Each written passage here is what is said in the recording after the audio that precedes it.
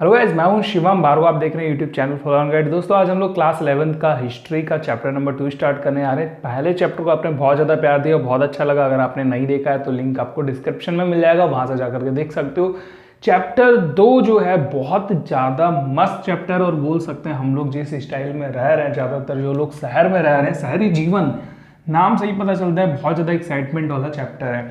देखिए, नाम तो इस चैप्टर का है लेखन कला और शहरी जीवन, लेकिन एक्चुअली में हम मेसोपोटामिया के बारे में पढ़ेंगे। और ये मेसोपोटामिया कहाँ पड़ता है? ये इराक का एक भाग है, जो कि आपको अभी मैं मैप में दिखाऊंगा, सारी चीज़ें बताऊंगा इस मेसोपोटामिया के बारे में। देखिए, मैं आपको ना सबसे पहले बेस समझा देता हूँ कि इस चैप्टर को हम क्यों पढ़ रहे हैं, या फिर क्या इस चैप्टर से हम क्या क्या निचोड़ निकालने वाले हैं। देखिए दोस्तों, सबसे पहले हम लोग बात करते हैं किसी भी एक चीज़ की, तो पूरे विश्व में, भारत में या कहीं पर भी हम लोग हमेशा पहले या सबसे आखिरी व्यक्ति को ही याद रखते हैं। इसी प्रकार से हम सबसे पहली या आखिरी चीज़ को ही याद रखते हैं, जैसे कि चांद पर जाने वाली पहले व्यक्ति का नाम क्या था, या फिर बात कर ले कि देश की पहली प्रथम महिला प्रधानमंत्री का नाम क्या था। तो इस तरीके से कोई भी जो नाम है, जो चीज़ें हैं, वो हमेशा पहली और आखिरी याद रखी जाती हैं। मेसोपोटामिया की जो संस्कृति है, जो सभ्यता है, वो भी ठीक इसीलिए याद रखी गई। हालांकि एक प्रकार की सभ्यता थी, सारी सभ्यताओं के बारे में हमने पढ़ा है, या फिर अगर आपने नहीं पढ़ा तो आप आगे आकर के पढ़ेंगे, लेकिन उसमें से मेसोपोटामिया इंपॉर्टेंट क्यों है? देखिए, सबसे पहले तो हम बोल सकते हैं मेसोपोटामिया दो चीज़ों से इम्पोर्टेंट है। पहला, यहाँ तो शहरों का जो शहर होते हैं ना, शहर, सबसे पहले शहर यहाँ पर बनना शुरू हुए थे। शहरों की जो कुछ खास बातें होती हैं, जैसे कि दूसरों पर आश्रित रहना, अपने काम में केवल लीन रहना, और शहरों का जो सबसे मेन इंपॉर्टेंट पार्ट होता है, सब लोग अपने अपने काम करते हैं और वो काम बटे होते हैं, यानी कि श्रम विभाजन होता है शहरों का। तो जैसे श्रम विभाजन का मतलब समझा देता हूँ छोटा सा। जैसे एक टीचर है वो टीचरिंग करेगा, या फिर एक जो काश्तकार है वो केवल अपना मूर्तियाँ बनाएगा, या फिर जो मूर्तिकार है मूर्तियाँ बनाएगा, काश्तकार सॉरी। तो मतलब सब लोग अपना अपना बटा हुआ जो काम है वो करते हैं। शहरों का यही तो हो गया ना। और जो वो काम करते हैं उसके अलावा वो कुछ और कर ही नहीं सकते, वो उसके लिए दूसरों पर डिपेंडेंट रहते हैं। जैसे कि एक टीचर है, वो अगर बीमार पड़ गया वो डॉक्टर के पास जाएगा। डॉक्टर सबको ठीक करने का ही ठेका ले रखा है उन्होंने, वो सिर्फ सबको ठीक करेंगे, कोई और काम नहीं करेंगे। इसी तरीके से सब पैसे अर्न करते हैं, जिंदगी चलाते हैं। लेकिन सारे लोग कहीं ना कहीं घुमा फिरा करके किसी एक गांव पर जरूर आश्रित होते हैं, क्योंकि उनको भाई खाना चाहिए होता है, खाना कहाँ से आएगा, सामान बहुत सारे चाहिए होते हैं। तो ये सब कुछ ना एक शहर की भूमिका होती है, और ये शहर जो है वो सबसे पहला मेसोपोटामिया में पाए गए। मतलब मेसोपोटामिया जो सभ्यता थी, उन्होंने अपना शहरीकरण किया, या फिर शहर में बसाया गया। देखो, शहर का मतलब ये नहीं है कि उन्होंने एक पहले सोचा होगा कि चलो एक सिटी बनाते हैं, या फिर ऐसा गांव से अलग बनाते हैं। उन्होंने जो किया उस चीज़ को ही शहर का नाम दे दिया गया, और उनकी प्रणाली पर फिर आज तक हम लोग बसते चले आ रहे हैं। और यही सबसे सुटेबल तरीका है, कोई और इसके अलावा तरीका भी नहीं मिलता जीवन को बहुत अच्छे लेवल तक लेकर के जाने का। लेकिन एक तरीके से अगर मैं पर्सनली बोलूँ तो शहर जहाँ बहुत अच्छे होते हैं, वहीं पर शहरों में बहुत ज़्यादा नुकसान भी होता है, यानी कि प्रो एंड कॉन्स तो दोनों के होते हैं। दूसरी चीज़ यहाँ पर क्या मिली? दूसरी चीज़ यहाँ पर जो थी वो थी लेखन कला। अब देखिए, जो शहर बने वो या तो लेखन कला के कारण बने, या फिर बोल सकते हैं कि शहर थे इसलिए लेखन कला बनानी पड़ी। दोनों चीज़ें आपस में रिलेट हैं। कैसे? हम लोग इसके बारे में भी बाद में बात करेंगे कि जो लेखन कला है, यानी कि लेखन कला का मतलब क्या होता है। यार, आपको लिखने का तरीका आ गया। मान लो कि आपके दादी बाबा हैं जिन्होंने कभी भी पेन कॉपी किताब से मतलब नहीं रखा, अगर वो लिखना पढ़ना सीख गए, फिर वो लिखने पढ़ने की चीज़ों का कहाँ यूज कर सकते हैं? देखोगे ना, वो अपनी चीज़ों का हिसाब किताब रख सकते हैं। वो ये देख सकते हैं कि भाई कितने रुपए मिले, कितने रुपए गए, या फिर वो ये लिख सकते हैं कि कौन कौन आज घर में आया, कौन कौन गया। मतलब कुल मिलाकर के एक प्रकार का हिसाब किताब बना सकते हैं। हम सब लोग तो पैदा होते ही पहले ही पेन पकड़ लेते हैं। हालांकि पेन नहीं पकड़ते, मोबाइल पकड़ते हैं सारे लोग। मतलब बच्चों को आजकल मोबाइल दे दिया जाता है, वो तो 5वीं क्लास में जो है पेन कॉपी किताब देते हैं, वो भी ज़बरदस्ती हम लोगों को पकड़ाई जाती है, फिर धीरे धीरे आदत बनती है। आप में से बहुत सारे लोग तो आज भी गाली खा करके जो है पढ़ रहे होंगे। मजाक कर रहा हूँ। तो यहाँ पर जो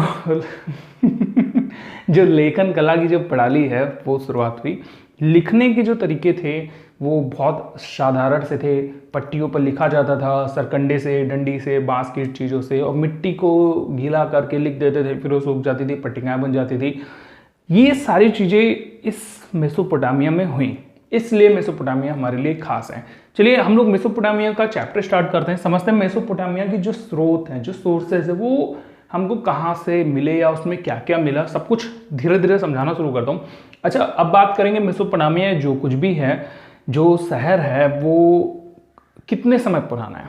देखो कई जगहों पर आपको इसका वर्णन मिलेगा कि इसके जो शहर हैं उनकी शुरुआत 3000 ईसा पूर्व पहले हुई थी। ठीक है, ईसा पूर्व इनके शहरों की जो शुरुआत थी वो हो चुकी थी। तो कई लोग ये कई जगहों पर आपको लिखा मिल जाएगा कि वो 5000 ईसा पूर्व शुरुआत हो चुकी थी उनकी, या फिर कई जगहों पर आपको ऐसा भी देखने को मिलेगा कि 2500 से 2000 ईसा पूर्व मेसोपोटामिया के शहरों का विस्तार हो चुका था।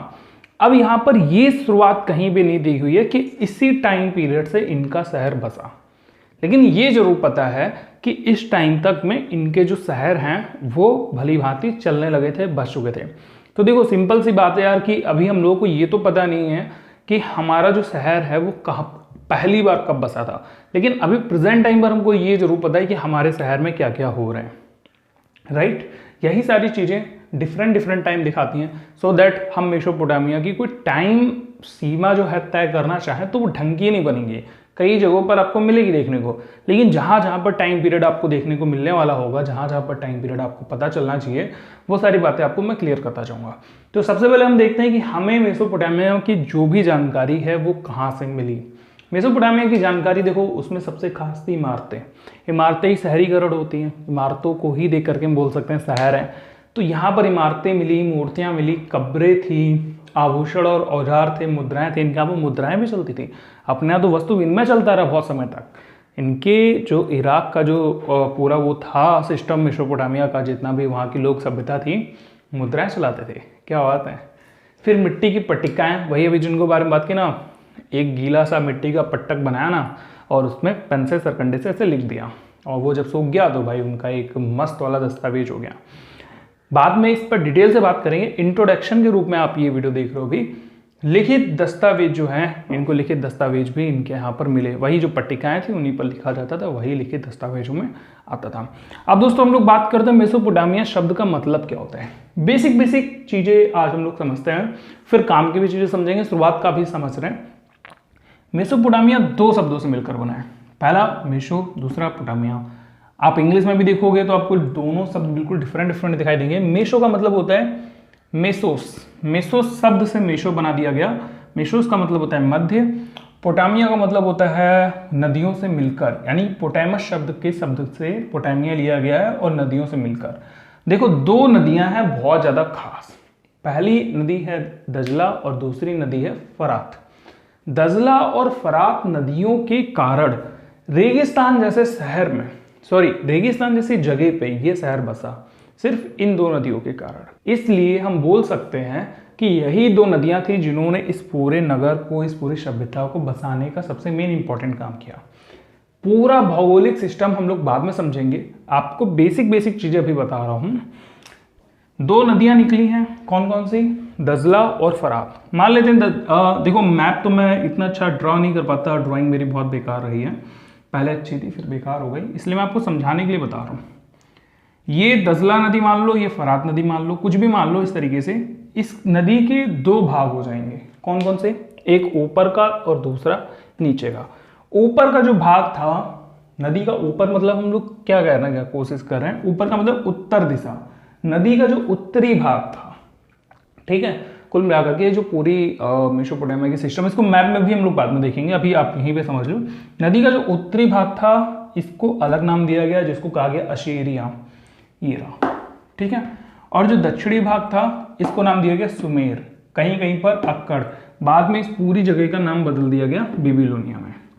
तो ये जितना भी नदियों से मिल करके जो ऊपर नीचे का आगे पीछे का सिस्टम था, इस पूरे सिस्टम को, इस पूरी सभ्यता को मेसोपोटामिया का नाम दिया गया। अच्छा, यहाँ पर चार सबसे मेन नगर हैं, चारों नगरों के नाम भी मैं आपको बता देता हूँ, उसके बाद में हम लोग इसकी अगली मेन हेडिंग पर जाएंगे। पहला जो आपका नगर है वो है उर, हम पढ़ेंगे उर के बारे में, ठीक है, मैप में भी अभी आपको दिखाऊंगा। फिर उरूक, फिर मारी, और चौथा नगर बेबीलोन। ये चार ऐसे नगर हैं जो आपको पढ़ने और समझने हैं, क्योंकि यही चार नगर मिलकर के मेसोपोटामिया की सभ्यता का वर्णन करते हैं, दिखाते हैं। जैसे शहरों की बात कर रहा हूँ, आसपास में छोटे मोटे गांव होंगे, उनको इग्नोर करो, लेकिन जो अभी हमारे पास चार मुख्य नगर हैं, बेबीलोन वगैरह हुए हैं। मेसोपोटामिया जब आप चैप्टर पढ़ना शुरू करेंगे ना, तो इसमें आपको बस ये दिखाई पड़ेगा कि कैसे शहरों से रिलेटेड कैसे शहरों का जो रिलेशन है वो गांव से स्टेबल हो रहा है। हर एक चीज़ में आपको शहर और गांव के बारे में पता चलेगा। और इनकी क्या खासियत थी? इनकी खासियत ये थी कि आज से 5000 साल पहले भी, मान लेते हैं अगर 5000 साल पहले, जैसे कि मैंने बोला ना कि जो मेसोपोटामिया के शहर थे उनका पूरी तरीके से संचालन 3200 ईसा पूर्व हो चुका था। तो 3200 ईसा पूर्व ये इधर के हो गए और 2000 साल अभी हमारे बाद के हो गए ईसा पूर्व, यानी कि तकरीबन 5200 साल पहले। आप ये समझ लो आज से तकरीबन 5200 साल पहले भी इनके यहाँ पर मैथ बहुत ज़बरदस्त थी, भूगोल का नॉलेज भी काफ़ी ज़्यादा था। दिन रात जो हमारे बने हुए हैं, जो हमारे पास टाइम पीरियड है, वो सब कुछ इनके यहाँ पर पहले से बांट दिया गया था। डिटेल्स हम लोग बाद में समझेंगे, अभी बस मैं आपको मेसोपोटामिया की खासियत बता रहा हूँ ताकि आपको मेसोपोटामिया चैप्टर के अंदर बहुत ज़्यादा इंटरेस्ट आए। मेसोपोटामिया सच में 5200 साल पहले की सभ्यता, आज से 5000 साल पहले की सभ्यता, उससे पहले की भी हो, लेकिन उनको इतना ज़्यादा नॉलेज कैसे था? एक सोचने वाली बात है यार, काफ़ी ज़्यादा पॉइंटिंग वाली बात है कि इतना सारे चीज़ें उनको कैसे पता थी, या फिर उन्होंने किस तरीके से गांव से अपना रिलेशन स्टेबल किया हुआ था, वो गांव से सामान लेते थे देते थे, ये सारी चीज़ें इनके यहाँ पर चल रही थी। अब सारा कुछ डिटेल से समझने के लिए, हर एक चीज़ को बहुत अच्छे से समझने के लिए आपको ना सबसे पहले 2 काम करने पड़ेंगे। पहला काम तो आप ये करो कि अपने दिमाग में ना मेसोपोटामिया की इमेज बनाओ। इमेज कैसे बनाओगे? मैप को देख करके, अभी दिखाता हूँ। लेकिन उसी के साथ में आपको मैप की खासियत भी पता होनी चाहिए। क्या खासियत की बात कर रहा हूँ मैं? मैप के भौगोलिक स्थिति, यानी मेसोपोटामिया की भौगोलिक स्थिति के बारे में पता होना चाहिए। भौगोलिक स्थिति बहुत जरूरी है मेसोपोटामिया की, क्योंकि जैसे जैसे आप भौगोलिक स्थिति को समझ पाएंगे वैसे वैसे आप चीज़ों को रिलेट कर पाएंगे। भौगोलिक स्थिति में अभी आप क्या देखेंगे, कहाँ पर पहाड़ है, कहाँ पर नदी है, कहाँ पर नाले, कैसे लोग निकले, कैसे आए, कैसे इनके यहाँ पर जीवन चलता था, ये सारी चीज़ें बिल्कुल भी मिस मत करना और वीडियो को अंत तक देखना। अगर आपको ये चैप्टर तब ना समझ में आया तो फिर कहना। तो चलिए समझते हैं सबसे पहले मेसोपोटामिया की भौगोलिक स्थिति। तो गाइस अभी हम लोग मैप पे चलते हैं। मैप पे अभी आप ये देख पा रहे हैं हमारा भारत एकदम हरा भरा दिख रहा है, कितना सुंदर सा भारत लग रहा है। लेकिन अगर हम लोग बात करें मेसोपोटामिया की तो उससे पहले हम लोग बात करते हैं इराक की। इराक कहाँ पर है? तो आप ये देखिए, ये आपको जो है ये सारा इलाका इराक का दिखाई दे रहा है। मैंने यहाँ पर इराक के इलाके को हाईलाइटेड कर दिया है सारा कुछ। इराक में आपको 3 चीजें और भी प्रमुख दिखाई दे रही होंगी, सॉरी 2 चीजें। दोनों नदियां कौन कौन सी? फरात और दजला, जिन नदियों के कारण ये इराक जो है यहाँ पर बसा हुआ है। अब दोस्तों हम लोग बात करते हैं अगर इसके उद्गम स्थान की, तो उससे पहले आपको ये मैप देखना चाहिए। यहाँ पर आप ये देख पा रहे होंगे कि इनका जो उद्गम स्थान है वो कहाँ से हो रहा है, यानी कि ये जो नदियां हैं ये कहाँ से निकल रही हैं। तो ये सारा कुछ इनका उद्गम स्थान है। अगर हम लोग बात करें इनके रियलिटी में ये कहाँ से निकल रही हैं, तो आप इनको मैप पर देखिए, ये जो है इस जगह पर निकल रही है। तो यहाँ पर क्या पड़ता है, आप अगर इसको थोड़ा सा जूम करके देखेंगे, आप गूगल मैप पे देखिए, गूगल अर्थ पे इनको देखिए ध्यान से, वो भी 3D करके देखिएगा तो आपको काफी ज्यादा आनंद भी आएगा देखने में। तो आप यहाँ पर देख पा रहे होंगे सब बर्फीली थोड़ी बहुत छोटी मोटी पहाड़ियां हैं जो काफी ज्यादा देखने में सुंदर लग रही हैं। तो इन्हीं पहाड़ियों की वजह से जो है आपका जितना भी ये दजला और फरात नदी है इनमें पानी आता है। आप ये देख पा रहे होंगे, देखिए पानी की जो है या फिर किसी भी तरीके की यहाँ पर नदियों का उद्गम स्थान बना हुआ है। वापस से आते हैं इराक पे। आप इराक की जो दोनों नदियों को देख पा रहे हैं, जो ये दजला नदी और ये जो फरात है, जो फरात है ये यहाँ से नदी होते हुए कुछ इस जगह से, सॉरी मैंने एक छोटी सी मिस्टेक कर दी यहाँ पे। ये जो फरात नदी है यहाँ से ऐसे बहते हुए इस जगह से होते हुए यहाँ पर आकर के मिलती है दूसरी इस फरात वाली नदी में। और ये जो दजला नदी है ये भी कुछ यहाँ से इस तरीके से बहती हुई यहाँ पर आती है और फिर ये दोनों नदियां मिलती हैं जाकर के फारस की खाड़ी में जाकर के गिरती हैं।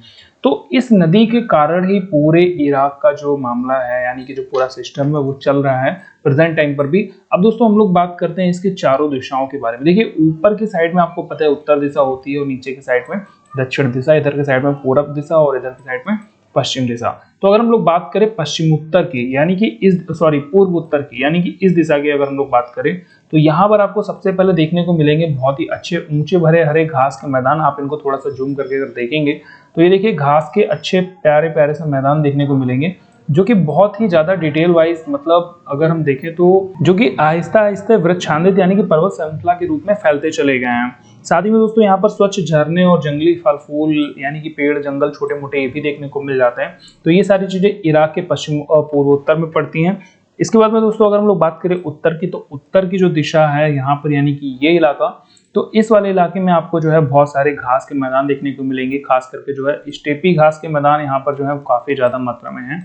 ये मैं माउस से लिख रहा हूँ इसलिए अच्छा सा लिख नहीं पा रहा है, बट आप इसको समझने की कोशिश करिएगा। यहाँ पर अगर दोस्तों हम लोग बात करें पशुपालन की, तो यहाँ पर पशुपालन जो है वो खेती से ज्यादा इंपॉर्टेंट माना जाता है। क्यों? क्योंकि यहाँ पर खेती के लिए जो है उचित वर्षा तो हो जाती है, बट फिर भी लोग जो है पशुपालन को ज्यादा महत्व देते थे और यही इनकी जो है जीविका का सबसे अच्छा साधन होता था। सर्दियों में वर्षा के बाद में दोस्तों यहाँ पर भेड़ बकरियां उगाने वाली जो है छोटी छोटी झाड़ियां और इन सारी चीजों से जितने भी इनके मवेशी जानवर होते थे वो सारा कुछ अपना भरण पोषण करते थे। अगर हम लोग दोस्तों बात करें पूर्व दिशा की, यानी कि इस दिशा की, तो पूर्व दिशा में दजला की सहायक नदियां हैं छोटी छोटी, ईरान के पहाड़ी प्रदेशों में जाने के लिए परिवहन का जो है वो अच्छा रास्ता बनाती है। यानी कि जितने भी आप ये इलाके देख पा रहे होंगे जो पहाड़ी इलाके हैं, तो इन इलाकों में जाना या फिर आगे तक जाना, यहाँ पे जो सहायक नदियां हैं दजला की, तो इनके तक जाने के लिए काफी ज्यादा अच्छा खासा परिवहन का साधन बनाती हैं। अब दोस्तों अगर हम लोग बात करें दक्षिण दिशा की, यानी कि नीचे की, तो यहाँ पर एक विशाल रेगिस्तान है और यही वो विशाल रेगिस्तान है जहाँ सबसे पहले नगरों का या लेखन प्रणाली का उदय हुआ था। इन रेगिस्तानों में दोस्तों शहर के भरण पोषण करने लायक हिम्मत थी, यानी कि ये इतना ज्यादा रेगिस्तान इतना लायक थे कि यहाँ पर शहर अच्छे से बसाया जा सके। तो मेन चीज डिपेंड करता है कि यहाँ पर पानी मिलता है या नहीं। तो भाई आपको पानी के बारे में तो पता ही है कि ऊपर दो महान नदियां हैं दजला और फरात, जो इन रेगिस्तानों को सींचने का कार्य करते हैं। हालांकि पूरा रेगिस्तान नहीं, लेकिन एटलीस्ट अगर कोई रेगिस्तान के अगल बगल में बसता है तो उसको पानी की जो पूर्ति है वो जरूर हो जाती होगी। दोस्तों यहाँ पर प्रश्न ये बनता है कि ये जो रेगिस्तान है इसमें लोग कैसे जी पाते हैं, क्योंकि यहाँ पर आवश्यक खेती और पानी ये सारी चीजें, मतलब जो भी आपके दिमाग में पानी से रिलेटेड, खेती से रिलेटेड प्रश्न आ रहे होंगे, तो देखिए जो नदियां हैं ये अपने साथ में आवश्यक मिट्टी, जो उपजाऊ मिट्टी होती है, जो पहाड़ से मिट्टी लेकर के आती रहती थी, जिसके कारण वो जो मिट्टी थी वो किसी ना किसी स्थान पर जम जाती थी और वो जमने के कारण जो है वहां पर, अब चूंकि मिट्टी बहुत ज्यादा उपजाऊ होती थी इसलिए यहाँ पर खेती कर पाना भी कहीं कहीं पर पॉसिबल था। तो यहाँ पर कौन कौन सी खेती होती थी? यहाँ पर दोस्तों गेहूं, जौ, मटर या मसूर इत्यादि की खेती भी अच्छे से की। खेती के अलावा दोस्तों अगर हम लोग बात करें तो यहाँ पर भेड़ बकरियां जो है वो स्टेपी घास के मैदान या फिर जो है आपके पूर्वोत्तर मैदान या फिर पहाड़ी ढाल, ये जो यहाँ पर पहाड़ी ढाल पड़ रही है, इन जगह पर अच्छी तरीके से पाली जाती थी, जिनसे भारी मात्रा में जो है इनको दूध, मांस और जो है ऊन इत्यादि मिल जाती थी। इसके अलावा नदियां जो थी ये दजला और फरात, इनमें भी अच्छी खासी मछलियों की भर मात्रा थी, यानी कि मछलियां भी खूब मात्रा में पाई जाती थी। और सबसे खास बात, गर्मियों के मौसम में यहाँ पर खजूर की तो लाइन लगी रहती थी। खजूर को हम बोल सकते हैं कि खजूर खूब ज्यादा मात्रा में उपजाए जाते थे। लेकिन दोस्तों हमें एक चीज सोचने की गलती नहीं करनी चाहिए कि जो भी शहर पाले गए होंगे या जो भी शहर बनते हैं वो हमेशा किसी न किसी गांव के बेस पर ही बनते हैं। तो गांव यहाँ पर इंपॉर्टेंट थे और हम उन गांव के बारे में पढ़ेंगे धीमे धीमे। जैसे जैसे हम इस चैप्टर को पढ़ते जाएंगे वैसे वैसे हमें गांव के बारे में ज़्यादा डिटेल मिलती जाएगी, यानी कि ये जो शहर हैं वो किस तरीके से गांव के ऊपर आश्रित हैं। आई होप अब आपको मेसोपोटामिया का जो पूरा भौगोलिक मामला है वो सबको समझ में आ गया होगा, इसीलिए मेसोपोटामिया सबसे खास था। अब आगे दोस्तों हम लोग समझते हैं मेसोपोटामिया जो शहरी जीवन स्टार्ट हुआ, यानी कि शहरी जीवन का, शहरी नगर का, शहरीकरण का महत्व। तो मेन हमारी जो हेडिंग है अगली, शहरी करण। अभी मेरे से गलती हुई यहाँ पे, आपने देखा मैंने सा हा का लिख दिया था। ऐसा क्यों होता है? एग्जाम के टाइम पर भी आपसे ऐसा होता होगा कि जो शहरीकरण में बोल रहा था तो मेरा दिमाग का पे था, ठीक है, शहरीकरण, लेकिन मैं रा लिख नहीं पाया था, फिर भी मेरे दिमाग ने वो आगे वाला शब्द उठा के लिख दिया। तो इसी चीज को एग्जाम में अगर आप देखोगे तो कई बार बहुत ज्यादा गलती होती चली जाती है। कैसी गलती होती है कि हम सोच तो कुछ और रहे होता है लेकिन लिख कुछ और देते हैं, फिर बाद में पता चलता है उसको काट देते हैं। सो दैट हमेशा वही करो कि जो आपके दिमाग में चल रहा हो उसी को पहले लिखते जाओ, फिर आगे आगे का सोचते जाओ। एग्जाम में अगर आपके साथ में ऐसा होता है तो मुझे कमेंट करके जरूर बताना। तो मैं दोबारा से शहरीकरण लिख रहा हूँ। और एक चीज़ और, जैसे कि मैं शहरीकरण लिख तो रहा हूँ लेकिन मैंने बात कुछ और करने की कोशिश की। आपने देखा मैंने जब शहरीकरण लिखा तो मैं बात कुछ और कर रहा था, तो यहाँ पर मेरे दिमाग के दो पार्टों को यूज में लेना पड़ा। पहला वो जो इस शहरीकरण को लिखने पर फोकस करेगा, और दूसरा वो जो मैं अपनी बातों को सोच रहा हूँ कि आगे मैं क्या बोलूँ। चलो ये तो बात की बात रही, आते हैं वापसी से शहरीकरण के महत्व पे।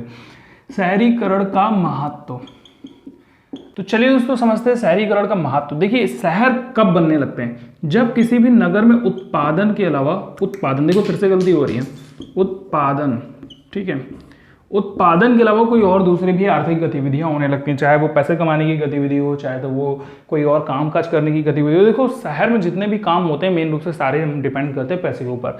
तो उत्पादन के अलावा अगर कोई और काम वहाँ पर शुरू हो जाता है तो वहाँ पर धीमे धीमे जो जनसंख्या है वो बढ़ने लगती है, और जैसे जैसे जनसंख्या बढ़ना शुरू होती है वैसे वैसे वो जो गाँव था वो बनना शुरू हो जाता है कस्बा। कस्बे के अलावा वो धीमे धीमे बनने लग जाता है शहर, और ये जो बढ़ी हुई आबादी होती है, जो कस्बा होता है, यहाँ पर सारे लोग एक दूसरे से रिलेटेड होते हैं और सारे लोग एक दूसरे पर आश्रित होते हैं। मुख्य रूप से सारे लोग किसी और गांव पे आश्रित होते हैं। देखो उदाहरण के तौर पे आपको बताता हूँ, जैसे कि एक मजदूर है वहाँ पे, उस मजदूर को सारे काम करने पता है, लेकिन वो कुछ भी कर नहीं सकता क्योंकि उसके पास ना तो कोई जमा पूंजी है, ना तो उसके पास कोई और चीज़ें हैं। तो वो इस हिसाब से क्या करेगा, वो दूसरों के काम में हेल्प कराएगा। ठीक है। दूसरी तरफ अगर हम बात करते हैं किसान की बात छोड़ दो, अभी हम लोग बात करते हैं एक आज चित्र मूर्तिकार की बात करते हैं, जो आपके एग्जाम बुक में भी एग्जाम्पल दिया हुआ है। ये मूर्तिकार क्या करता है, ये केवल मूर्ति तराशने का काम करता है, लेकिन इसको ये नहीं पता कि जो इसको पत्थर चाहिए वो पत्थर कहाँ से मिलेगा। इसको ये भी नहीं पता कि पत्थर की क्वालिटी क्या है।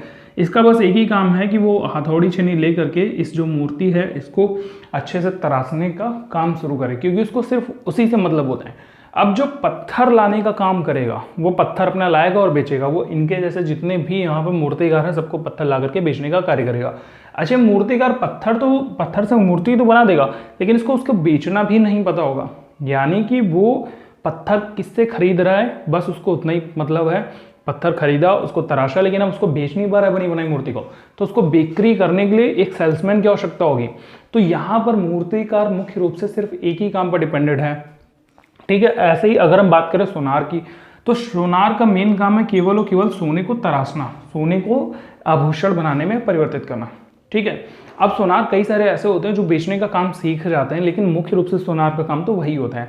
आपने देखा होगा जो सोनार की दुकान पे मेन मालिक होता है, जो बेचने का कार्य करता है, वो कभी भी सोने को तराशता नहीं है। वहां पर सोने को तराशने के लिए, यानी कि तराशने का मतलब है कोई आभूषण बनाना, वो सारे कार्य कोई दूसरा व्यक्ति करता है। तो सेल्समैन अलग हो गया, उसको बनाने वाला अलग हो गया, उसको खरीदने वाला अलग हो गया। तो इस तरीके से शहर में सब लोग अपने अपने कार्य में विलीन होते हैं। यही होता है शहरीकरण का महत्व। इसी चीज को हम कहते हैं श्रम विभाजन।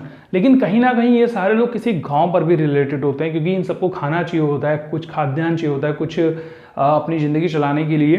तो बेशक ये लोग क्या करते हैं, जितने भी लोग हैं वो अपने शहर से जो काम करते हैं, जो पैसा कमाते हैं ना, उस पैसे से वो गांव वाले लोगों से या फिर गांव के प्रोडक्ट से लेन देन करते रहते हैं, क्योंकि बहुत ज़रूरी होता है, क्योंकि उनकी जो खाने पीने की चीज़ें हैं वो सारी वहीं से आएंगी। इसके अलावा जो पहनने के कपड़े हैं, जो चीज़ें हैं, वो सारे गांव के लोग उत्पादित करते हैं। उनको पैसे चाहिए होते हैं, ये इधर पैसा कमाते हैं और इनको देते हैं। इसी तरीके से श्रम विभाजन चलता रहता है और शहर का बहुत एक इम्पॉर्टेंट रोल होता है। देखो इन चैप्टर के जो भी मैं पढ़ा रहा हूँ, नोट्स आपको डिस्क्रिप्शन में मिल जाएंगे। अगर अभी नहीं बने हुए हैं नोट्स, अगर आप देखते हो नहीं बने, तो विद इन 10 दिन के अंदर आपको इस चैप्टर के नोट्स कंप्लीट मिल जाएंगे, क्योंकि जब जैसे जैसे चैप्टर खत्म होगा नोट्स कंप्लीट करता चला जाऊंगा। बाद में आप जाकर डाउनलोड कर लेना, और हर एक छोटे छोटे प्रश्न का, बड़े बड़े प्रश्न का, और जितने भी मोस्ट इंपॉर्टेंट क्वेश्चन है सबका आंसर वहां पर आपको मिलेगा। और दोस्तों इसके आगे का जो भी चैप्टर है वो मैं आपको आगे वाले पार्ट में पढ़ाऊंगा। उन सभी पार्ट को देखना बिल्कुल भी मत भूलना। लिंक आपको डिस्क्रिप्शन में मिल जाएगा, आगे भी मिल जाएगा। तो आप ये पूरा चैप्टर जरूर देखो और अच्छे से फॉलो करो। और आई गारंटीड अगर आप ये सारी वीडियोस देखते हो तो इस चैप्टर से रिलेटेड कोई भी प्रश्न आता है, कोई भी, आप उसको पूरा सॉल्व करके पूरे नंबर लाओगे। अगर आपको वीडियो पसंद आए तो इस वीडियो को लाइक जरूर करना, मेरे चैनल को सब्सक्राइब कर लो, और भाई अपने कम से कम 5 दोस्तों के साथ में मेरे चैनल को जरूर शेयर कर दो, क्योंकि बहुत जरूरी है कि मैं ऐसे वीडियोस और ज़्यादा लेकर के आता रहूँ और आपको पूरे चैप्टर का, पूरी बुक का नॉलेज देता रहूँ। तो मेरे को भी कुछ ना कुछ बदले में चाहिए, तो आप एटलीस्ट मेरे को शेयर करके तो दे ही सकते हो, इतना तो काम कर ही सकते हो। मैं बोलता हूँ आपसे अगली वीडियो में, तब तक के लिए गुड बाय, टेक केयर, अपना ख्याल रखिए। जैसा भी आपकी प्रतिक्रिया हो कमेंट में जरूर बताइए। और हाँ, अगर आपने इस वीडियो को अभी तक देखा है, अभी तक, तो मुझे कमेंट करके यस जरूर लिखना कि मैंने इस वीडियो को पूरा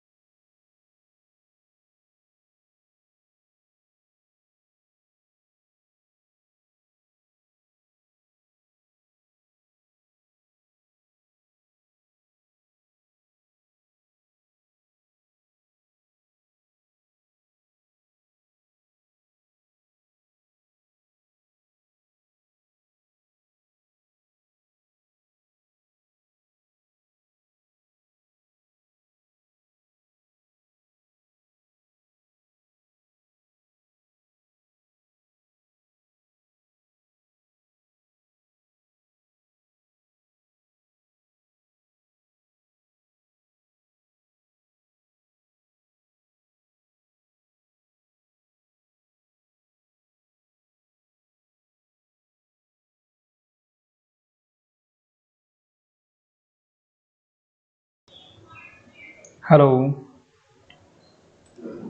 हाँ।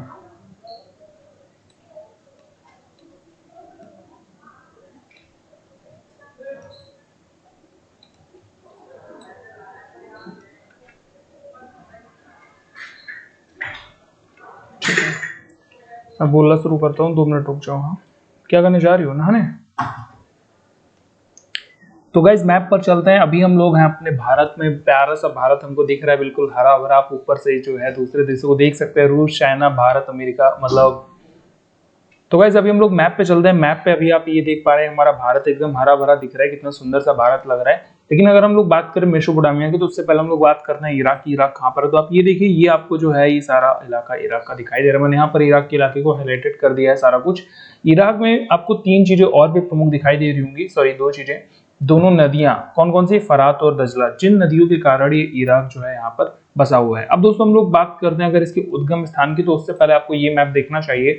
यहाँ पर आप ये देख पा रहे होंगे कि इनका जो उद्गम स्थान है वो कहाँ से हो रहा है, यानी कि ये जो नदियां हैं ये कहाँ से निकल रही हैं। तो ये सारा कुछ इनका उद्गम स्थान है। अगर हम लोग बात करें इनके रियलिटी में ये कहाँ से निकल रही है, तो आप इनको मैप पर देखिए, ये जो है इस जगह पर निकल रही है। तो यहाँ पर क्या पड़ता है, आप अगर इसको थोड़ा सा जूम करके देखेंगे, आप गूगल मैप पे देखिए, गूगल अर्थ पे इनको देखिए ध्यान से, और वो भी 3D करके देखिएगा, तो आपको काफी ज्यादा आनंद भी आएगा देखने में। तो आप यहाँ पर देख पा रहे होंगे सब बर्फीली थोड़ी बहुत छोटी मोटी पहाड़ियां हैं जो काफी ज्यादा देखने में सुंदर लग रही हैं। तो इन्हीं पहाड़ियों की वजह से जो है आपका जितना भी ये दजला और फरात नदी है, इनमें पानी आता है। आप ये देख पा रहे होंगे, देखिए पानी की जो है या फिर किसी भी तरीके की यहाँ पर नदियों का उद्गम स्थान बना हुआ है।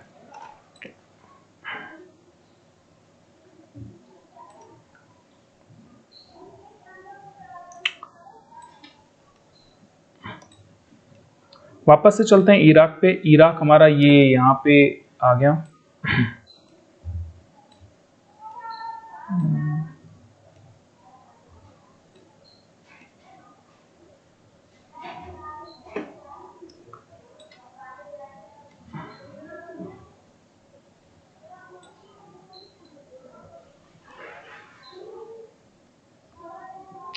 वापस से आते हैं इराक पे। आप इराक की जो दोनों नदियों को देख पा रहे हैं, जो ये दजला नदी और ये जो फरात, ये जो फरात है ये यहाँ से नदी होते हुए कुछ इस जगह से, सॉरी मैंने एक छोटी सी मिस्टेक कर दी यहाँ पे। ये जो फरात नदी है यहाँ से ऐसे बहते हुए इस जगह से होते हुए यहाँ पर आकर के मिलती है दूसरी इस फरात वाली नदी में। और ये जो दजला नदी है ये भी कुछ यहाँ से इस तरीके से बहती हुई यहाँ पर आती है, और फिर ये दोनों नदियां मिलती हैं जाकर के फारस की खाड़ी में जाकर के गिरती हैं। तो इस नदी के कारण ही पूरे इराक का जो मामला है, यानी कि जो पूरा सिस्टम है वो चल रहा है प्रेजेंट टाइम पर भी। अब दोस्तों हम लोग बात करते हैं इसके चारों दिशाओं के बारे में। देखिए ऊपर की साइड में आपको पता है उत्तर दिशा होती है, और नीचे की साइड में दक्षिण दिशा, इधर के साइड में पूरब दिशा, और इधर की साइड में पश्चिम दिशा। तो अगर हम लोग बात करें पश्चिम उत्तर की, यानी कि इस पूर्व उत्तर की, यानी कि इस दिशा की अगर हम लोग बात करें, तो यहाँ पर आपको सबसे पहले देखने को मिलेंगे बहुत ही अच्छे ऊंचे भरे हरे घास के मैदान। आप इनको थोड़ा सा जूम करके अगर देखेंगे तो ये देखिए घास के अच्छे प्यारे प्यारे से मैदान देखने को मिलेंगे, जो कि बहुत ही ज्यादा डिटेल वाइज, मतलब अगर हम देखें तो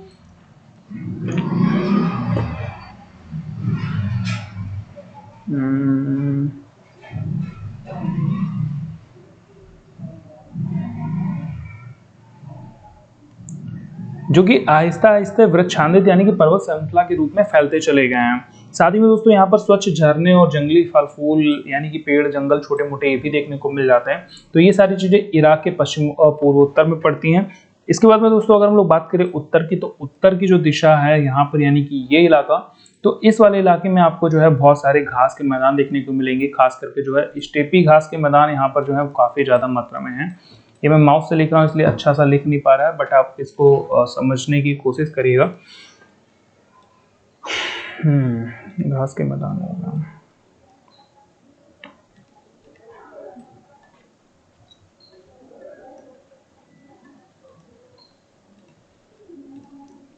यहाँ पर अगर दोस्तों हम लोग बात करें पशुपालन की, तो यहाँ पर पशुपालन जो है वो खेती से ज़्यादा इंपॉर्टेंट माना जाता है। क्यों? क्योंकि यहाँ पर खेती के लिए जो है उचित वर्षा तो हो जाती है, बट फिर भी लोग जो है पशुपालन को ज़्यादा महत्व देते थे, और यही इनकी जो है जीविका का सबसे अच्छा साधन होता था। सर्दियों में वर्षा के बाद में दोस्तों यहाँ पर भेड़ बकरियां उगाने वाली जो है छोटी छोटी झाड़ियाँ और इन सारी चीज़ों से जितने भी इनके मवेशी जानवर होते थे वो सारा कुछ अपना भरण पोषण करते थे। अगर हम लोग दोस्तों बात करें पूर्व दिशा की, यानी कि इस दिशा की, तो पूर्व दिशा में दजला की सहायक नदियां हैं छोटी छोटी, ईरान के पहाड़ी प्रदेशों में जाने के लिए परिवहन का जो है वो अच्छा रास्ता बनाती है। यानी कि जितने भी आप ये इलाके देख पा रहे होंगे जो पहाड़ी इलाके हैं, तो इन इलाकों में जाना या फिर आगे तक जाना, यहाँ पर जो सहायक नदियां हैं दजला की, तो इनके तक जाने के लिए काफी ज्यादा अच्छा खासा परिवहन का साधन बनाती हैं। अब दोस्तों अगर हम लोग बात करें दक्षिण दिशा की यानी कि नीचे की, तो यहाँ पर एक विशाल रेगिस्तान है और यही वो विशाल रेगिस्तान है जहाँ सबसे पहले नगरों का या लेखन प्रणाली का उदय हुआ था। इन रेगिस्तानों में दोस्तों शहर के भरण पोषण करने लायक हिम्मत थी, यानी कि ये इतना ज्यादा रेगिस्तान इतना लायक थे कि यहाँ पर शहर अच्छे से बसाया जा सके। तो मेन चीज डिपेंड करता है कि यहाँ पर पानी मिलता है या नहीं। तो भाई आपको पानी के बारे में तो पता ही है कि ऊपर दो महान नदियां हैं दजला और फरात, जो इन रेगिस्तानों को सींचने का कार्य करते हैं। हालांकि पूरा रेगिस्तान नहीं, लेकिन एटलीस्ट अगर कोई रेगिस्तान के अगल बगल में बसता है तो उसको पानी की जो पूर्ति है वो जरूर हो जाती होगी।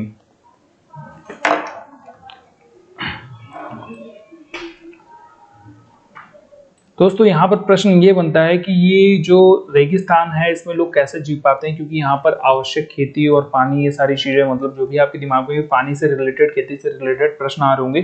तो देखिए जो नदियां हैं ये अपने साथ में आवश्यक मिट्टी, जो उपजाऊ मिट्टी होती है, जो पहाड़ से मिट्टी लेकर के आती रहती थी, जिसके कारण वो जो मिट्टी थी वो किसी ना किसी स्थान पर जम जाती थी और वो जमने के कारण जो है वहां पर, अब चूंकि मिट्टी बहुत ज्यादा उपजाऊ होती थी इसलिए यहाँ पर खेती कर पाना भी कहीं कहीं पर पॉसिबल था।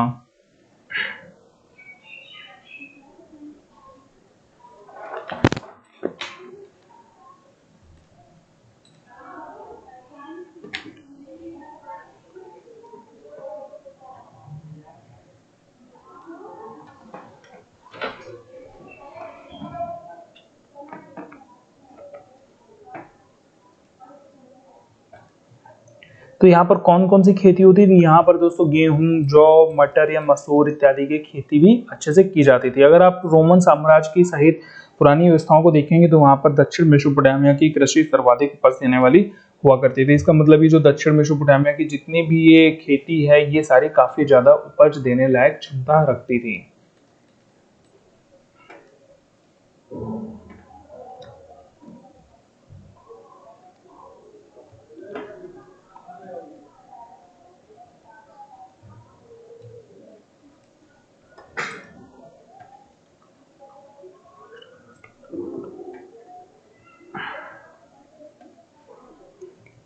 खेती के अलावा दोस्तों अगर हम लोग बात करें तो यहाँ पर भेड़ बकरियां जो हैं वो स्टेपी घास के मैदान या फिर जो है आपके पूर्वोत्तर मैदान या फिर पहाड़ी ढाल, ये जो यहाँ पर पहाड़ी ढाल पड़ रही है, इन जगह पर अच्छी तरीके से पाली जाती थी, जिनसे भारी मात्रा में जो है इनको दूध, मांस और जो है ऊन इत्यादि मिल जाती थी। इसके अलावा नदियां जो थी ये दजला और फरात, इनमें भी अच्छी खासी मछलियों की भर मात्रा थी, यानी कि मछलियां भी खूब मात्रा में पाई जाती थी। और सबसे खास बात गर्मियों के मौसम में यहाँ पर खजूर की तो लाइन लगी रहती थी। खजूर को हम बोल सकते हैं कि खजूर खूब ज्यादा मात्रा में उपजाए जाते थे। किंतु हमको एक चीज सोचने की गलती नहीं करनी, लेकिन दोस्तों हमें एक चीज सोचने की गलती नहीं करनी चाहिए कि जो भी शहर पाले गए होंगे या जो भी शहर बनते हैं वो हमेशा किसी ना किसी गांव के बेस पर ही बनते हैं। तो गांव यहाँ पर इंपॉर्टेंट थे और हम उन गांव के बारे में पढ़ेंगे धीमे धीमे। जैसे जैसे हम इस चैप्टर को पढ़ते जाएंगे वैसे वैसे हमें गांव के बारे में ज़्यादा डिटेल मिलती जाएगी, यानी कि ये जो शहर हैं वो किस तरीके से गांव के ऊपर आश्रित हैं।